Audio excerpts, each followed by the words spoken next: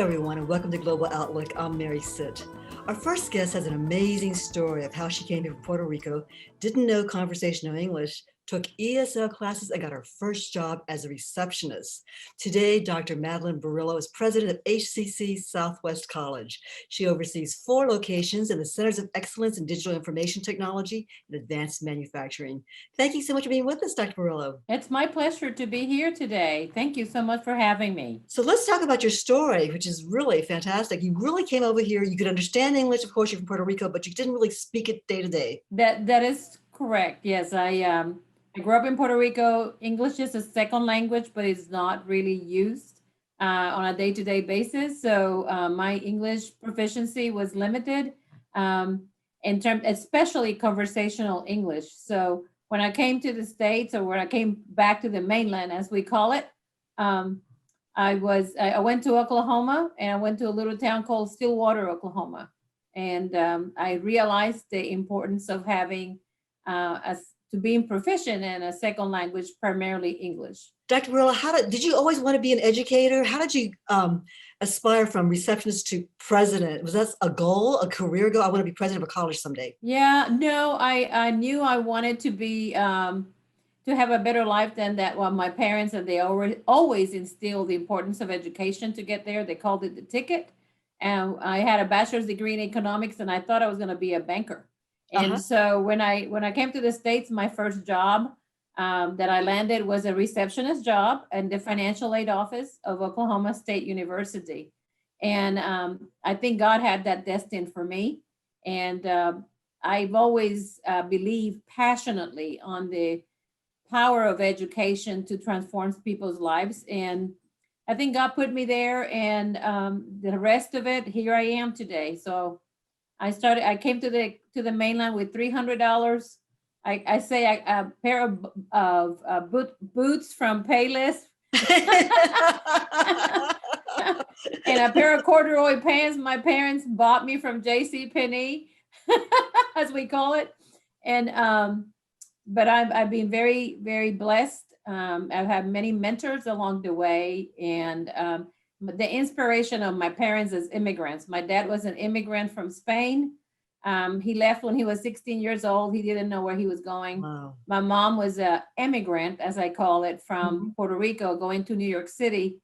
And I always thought, if they could make it, I have no excuse. I at least have the education behind my, and I had my bachelor's degree in economics. So I figure I could do better, right? That's amazing. What gave you the confidence, in your career, as you built your career and just moved up the ladder, where you said, I can do this. I can do this. Because, to be president of a college is really, that's the top of your career.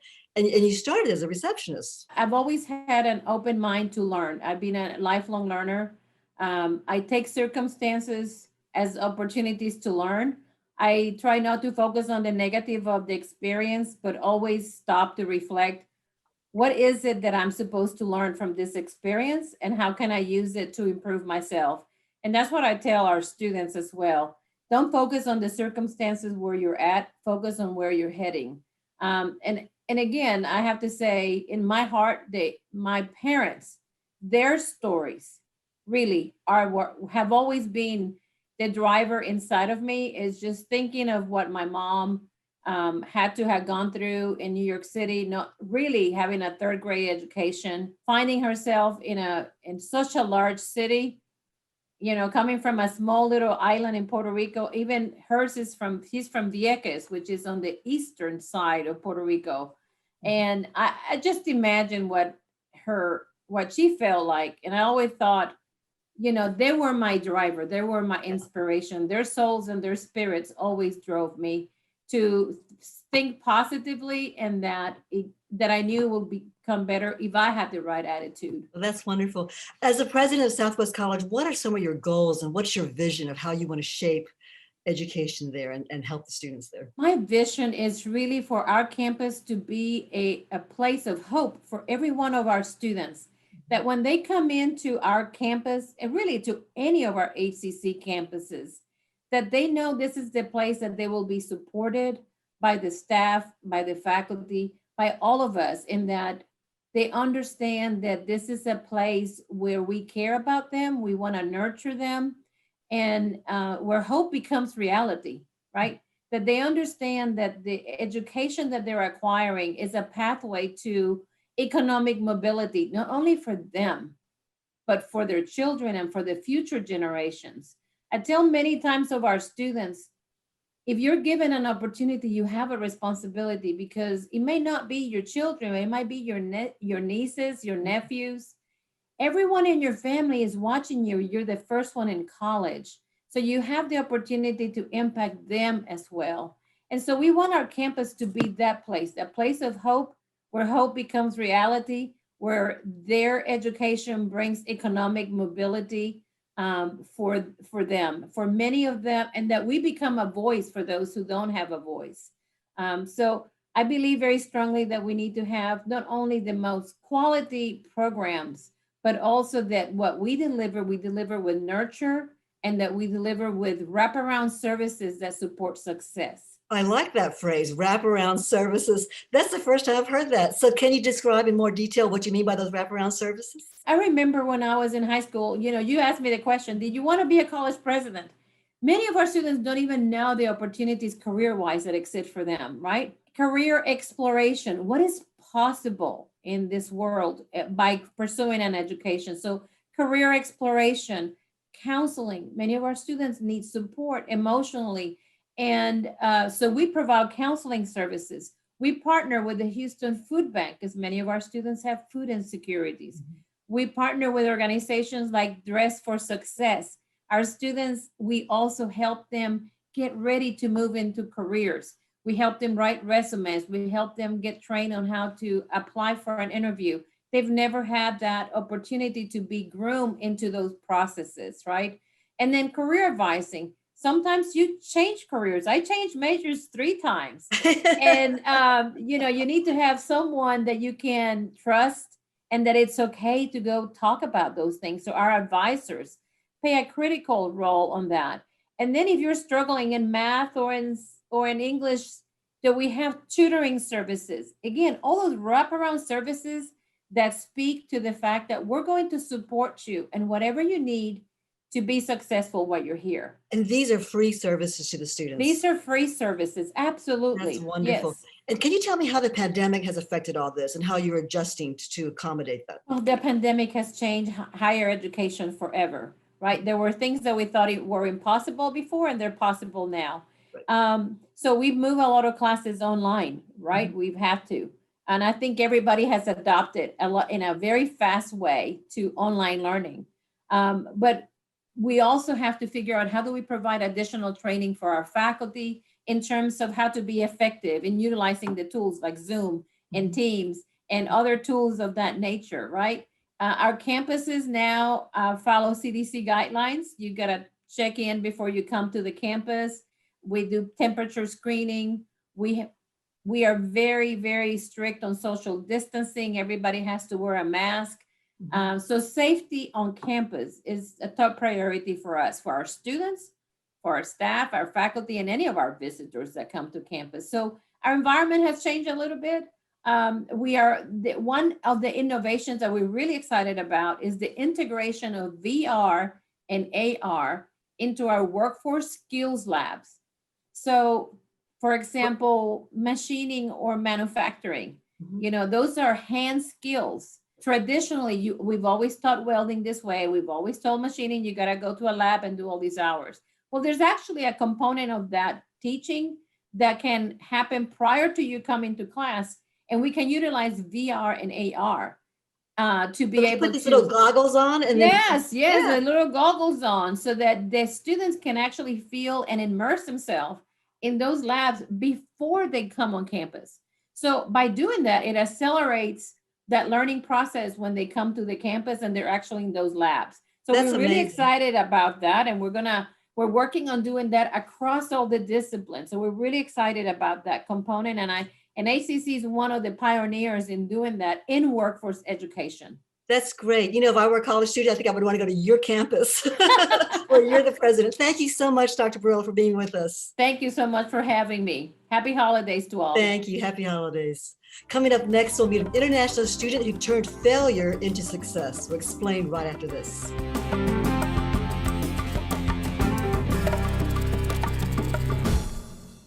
Welcome to HCC. Let me teach you. Let me help you get college credits. Let me train you for a new career. Let me change your life. Come learn with us. HCC, for everyone, anytime, anyway. When I was in foster care, I never knew when I would have to move. So I always had my suitcase ready to go. Then one day I was adopted. My new parents opened their hearts and home to me. My parents cook my favorite breakfast for me every morning. My parents take me on trips I never thought I would go on. They gave me a home and an even better reason to use that suitcase. My parents aren't perfect, but they're perfect for me. The faculty at HCC represents the best of the city. They're committed to getting our students to their goals. HCC, for everyone, anytime, anyway.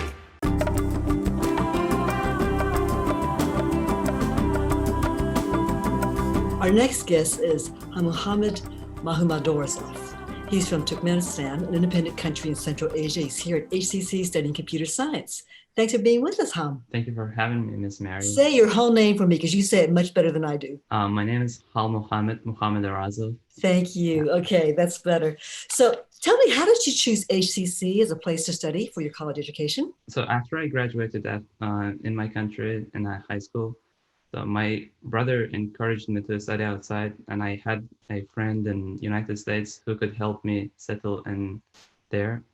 And he helped me to get into a college, and we chose HCC because it was affordable and it had a lot of campuses.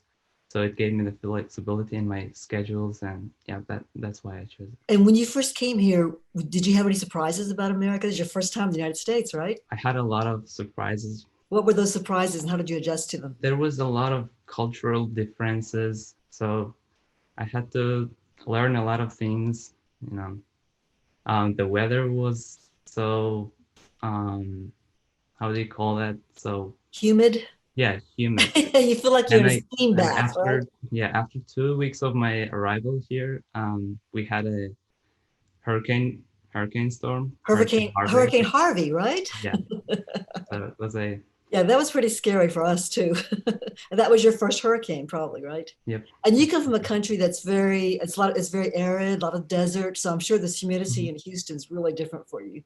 Yeah. So when you first came here, you said your English wasn't that great, and you actually failed some courses. Tell me about that experience and how that propelled you to success. My English, yeah, it was very bad, and I failed my history class, and the other was English, I think. So it was a really bad experience. So I was really mad at myself that I didn't take the responsibility. So it gave me the motivation to succeed in the college. And on the rest of my semester, all the semester, I got only A's and B's. That's wonderful. This semester also, I'm doing really great right now. So, you know, some students would have just gotten really discouraged and depressed and just, oh, I give up. I can't do this. I'm going home or something, right? But instead, you just got mad at yourself and said, hey, I can do better. And I'm going to buckle down and get this, right? Yeah. So how did you get your English better? Did you just keep practicing and talking to people and spending more hours studying? I tried to make a lot of friends. So right now we're in a pandemic, so it limits my contact with other people. That's the only disadvantage of studying right now. So a lot of Zoom calls. Yeah, I have to make friends. So tell me about your field of study. You're majoring in computer technology, right? Information technology, computer science. And tell me why you chose that field. I chose it because I love technology, and it's a demanding field. It has a future. You have some really good advice about organizational skills to other students. Can you tell me a little bit about what your tips are to other students are coming up from other countries? So my greatest advice would be to develop organizational skills and develop it and discipline yourself, and try to study the subjects you're going to take beforehand before every semester starts, try to study them.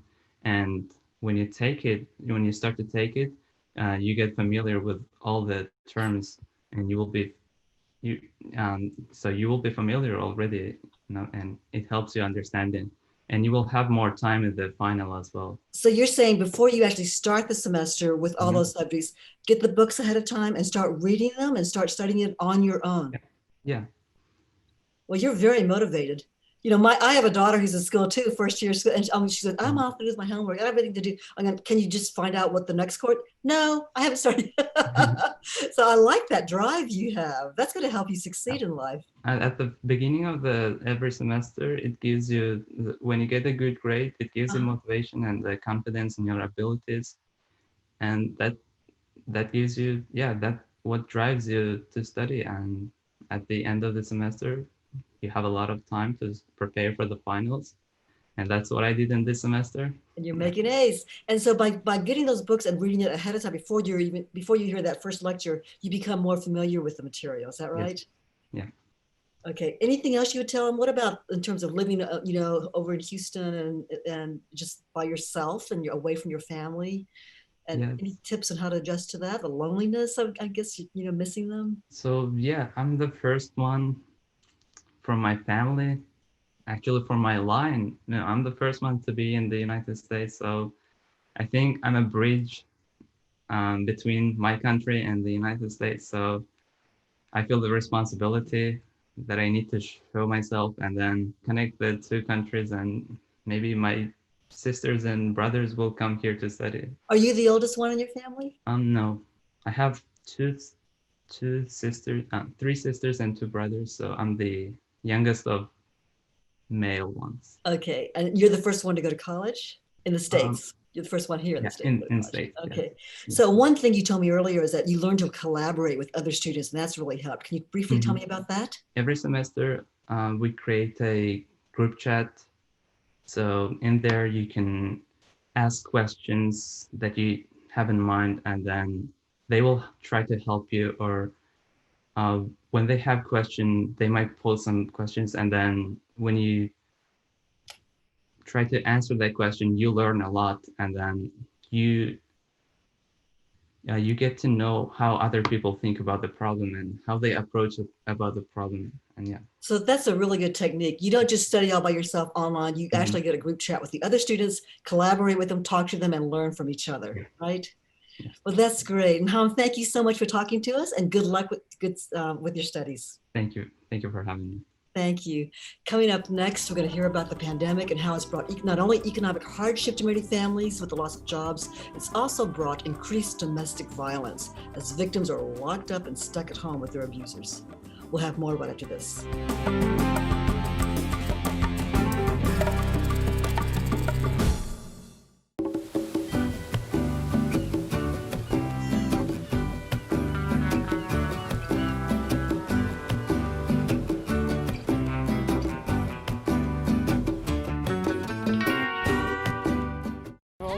When you adopt a shelter pet, you discover all the things that make them unique. And your mother. They're a little bit of a lot of things, but they're all pure love. I love teaching at HCC. I love helping students. With college credits. With scholarships and financial aid. Training them for life-changing careers. Come learn with us. HCC, for everyone, anytime, anyway.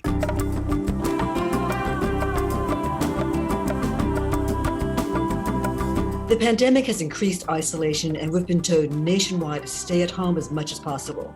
This isolation has triggered more intimate partner violence. Hotlines are lighting up everywhere worldwide. Last spring, the United Nations called for urgent action to combat the worldwide surge in domestic violence. Here to tell us more about what's happening in Houston and some solutions to this is Chau Nguyen, Chief Public Strategies Officer of the Houston Area Women's Center. Chau, thank you so much for being with us. Mary, thank you so much for having us and for sharing this important information for your viewers. Tell us what's going on. Is your hotline like getting tons more calls? Are you getting more domestic visitors coming in to stay with you? Yeah, since mid-March, we've really been monitoring the calls to the hotline. looking at our emergency placements to our shelter and through our Safe Harbor hotel program. We are seeing a surge and a spike in hotline calls. And unfortunately, some of those calls are very desperate.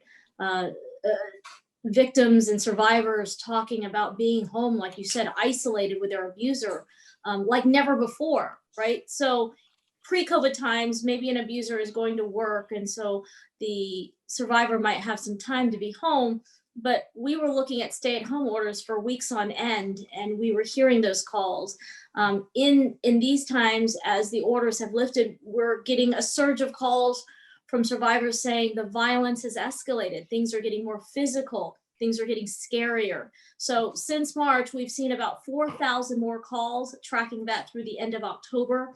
And we've got placements through our Safety on Demand emergency shelter placements of a 357% surge. And that means for our shelter and for our hotels that we place survivors, we're doing so much work right now to make sure that survivors are safe and that we don't see a repeat of what we saw in times post Hurricane Harvey. We know that natural disasters spike violence, but this is a disaster like no other. So we're dealing with a pandemic within a pandemic. Right. We know that domestic violence is a public health crisis, that it's, that it affects entire communities, the public health system, individuals, family members, school systems, law enforcement, first responders. This is everyone's problem, and we're very concerned. And we hope that people who are listening are going to get help, that they know that help's available in spite of, the quarantine and stay-at-home orders, in spite of what's going on with COVID, that there is a safe place to go. Can they call your number? Can they text the number, or do they need to do a call? Yeah, one of the things we had to shift, like so many organizations and companies, is we had to shift our services virtually, and we continue to do that. So within a matter of days, the hotlines never went silent. We always took the call. We were there for the survivor who says, hey, I might need help. You can call for emotional support. You might call for resources. You may have a place to stay and you need counseling. We're going to offer those services virtually. If you need a safe place to stay, we will make sure that you have a place to stay, whether it be at our deconcentrated shelter. We usually house 120 women and children. Right now, we're housing about 75 to make sure for social distancing and public health safety with COVID. We're also operating effectively 2 other sites at area hotels to ensure that those women and children are safe. And yes, you can call our hotline. We also implemented a live chat option on our website. So support is there. Please know that if you need help, you need support, you can call. So if someone's trapped in an apartment and someone can hear everything and they can't call because they're scared to call because someone, the abuser will hear them, they can do a quiet chat in the bathroom or something. I mean, what sort of tips do you tell people who say, I don't know what to do, I don't think I need to stay somewhere, but how do I deal with this? Do you offer certain things that they can do to lessen the tension and the yeah, I think navigating a relationship that's unhealthy, that's toxic and abusive can be very complicated. There are maybe kids involved, and the survivor's abuser is the breadwinner of the family. The most important thing for us to know, for us to share with the survivor, is for them to know that they're safe and that there is help available. And that comes in the form oftentimes of planning for your safety, because we know that leaving is not the most safe time. Leaving can often be the most dangerous time. It can be the times that you hear on the news of the survivor dying at the hands of her abuser. Is there a gun in the house? Do you have a code word for your family member, say, to get out safely? Do you have a bag packed? Do you know where your phone is at all times? Have you erased the cookies on your computer? There are a number of things that our advocates on the hotlines can do to ensure that survivor has is paying attention to his or her safety. So safety planning is paramount to anything a survivor might be navigating, because he or she may not decide it's the right time to go, but they need to be armed with the right information so that when they leave, they can leave safely. You're a nonprofit organization. You depend on donations to survive and to thrive. So how are you doing on that, the financial part? Because you had to book hotel rooms now. You had to have more social distancing, less people staying at your shelter. One of the things that we've been very fortunate about is the outpouring of support we've received both from individuals and from the community and community leaders. Back in April, the mayor's office, the mayor, city council member Abby Kamen, other domestic violence partners and other city organizations came together and launched a No COVID Abuse campaign to let survivors know that help is still available. We've also gotten some CARES funding and really partnered with our various city leaders and organizations to ensure that we can get the proper funding for Safe Harbor and Safety on Demand, that emergency shelter that I've talked about. Uber stepped in to offer, free rides for survivors needing to escape. So when I think about the support we've received, what we realize is this is a community-wide problem, and it takes the entire community to come in. Our greatest need for individuals is a financial support, because that goes towards, like you said, housing survivors, making sure they have food and shelter and safety and counseling.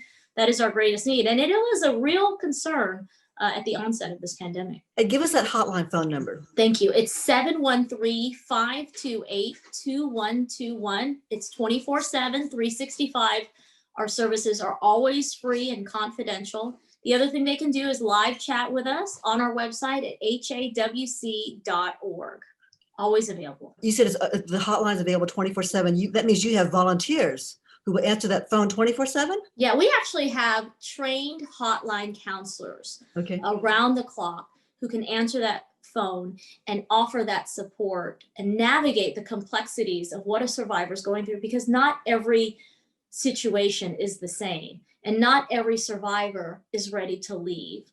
That's why we talk about safety planning. The other thing we do is a lethality assessment. How much danger are you in? Do you know that if there is a gun in the house, you're 500% more likely to die at the hands of a lethal weapon? Wow. So those are things that we don't think about, right? What's your safe exit? Is your phone fully charged? Sometimes when you hear on the news that there's a domestic violence argument that led to murder, you often I can't often stop but wonder, I wonder if she knew. And when I go out and speak to the public, it amazes me that so many people don't know our services and the services of other domestic violence agencies locally are available. So they just don't even know you exist, that they can send somebody. Yeah, just know that help is always available, that we believe you, that it's not your fault. Those words are so simple, yet so profound and supportive for survivors. And do many of the survivors, do most of them think it's their fault? I must have done something wrong to set him off because he's really a good person. Yeah, it's the narrative that it's somehow my fault. We've got to shift that blame to let a survivor know it's never your fault. It's not okay to be abused. And the other thing is, I think the public always associates domestic violence with physical violence, but the physical violence is often the manifestation of other things that have been going on: the emotional abuse, the stalking, the jealousy, the outrages, the looking at your phone. There are a lot of signs of abuse: the financial abuse, taking away your money, isolating you. Those are all forms of abuse that at the end of the day is really, at the heart of it, is really about wielding power over somebody else. So give us some hope. We have 30 seconds left. Yes. And it really sounds, it's really depressing. It's like, this is I know. And people think, what can I do? The easiest thing to do is respond without judgment. Tell somebody because somebody knows somebody. You're not alone. You don't deserve this. But guess what? Help is available. So recognize the signs of abuse. Respond without judgment and care and supportively. And then finally, just tell them they're not alone and help is available. Tell them to call our hotlines. Go to the website. And this is also the season of giving, so they can write a check to your organization too, just to help out and give more back. That's it. That is our greatest need, your financial commitment right now. We have an Amazon wish list for the kiddos at our shelter, and we have a way you can donate. So we can look on your website. Thank you so much, Chau, for sharing this with us. Mary, it's a pleasure. Thank you. That's all for this edition of Global Outlook. Stay connected with us by watching every Friday and Sunday at 7:30 a.m. and p.m. plus Saturday at 10 a.m. You can download the podcast at hccs.edu/podcast and listen anywhere on the go. You can watch the full video version on HCC's YouTube channel. I'm Mary Sitt. Thanks for watching. Happy holidays and Happy New Year.